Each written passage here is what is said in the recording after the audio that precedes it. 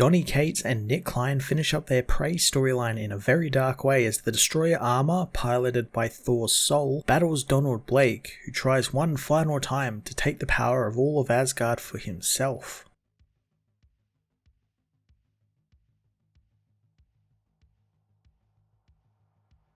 Yet again, Donny Cates delivers an epic conclusion to one of his books, and this time doesn't give us the hopeful ending I think many thought the story would naturally progress to. That being Thor kind of saving Donald and righting the wrongs that the man did and making him a hero again. I do commend Cates for sticking with that through the issue, and right from the get-go we are told the heroes are sick of Donald's shit and don't want to listen to his villainous monologues any longer. Thor also asserting his rule of Asgard over even his father was a great moment, and something that's kind of been a long time coming, at least for me, since he's kind of been neglecting his duties as an actual ruler of Asgard, though that's no fault of his own, being the King in Black and the stuff with Galactus and everything else is sort of hindering him doing his actual job. The ending definitely was a little more dark than I thought it was going to get, but we kept Donald alive and with a new title that was actually a great way to take the character. So now anyone who wants to bring him back can bring him back in some capacity in the future in a fun new role.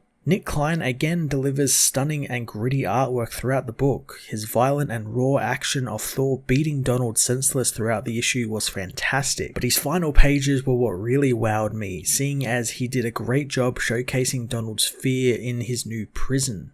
Thor issue 14 was a fantastic ending to the Prey plot, wrapping up Donald's storyline for now, but not without diving into what drove the man crazy and the sins of the father coming back for the sons years later, making a man go crazy and turning on those who would call him an ally, ultimately leaving Donald in a place that is quite terrifying, it's new and it's exciting, and a great position for Donald to inhabit in Thor's stable of supporting characters. I'm going to give this issue a 10 out of 10.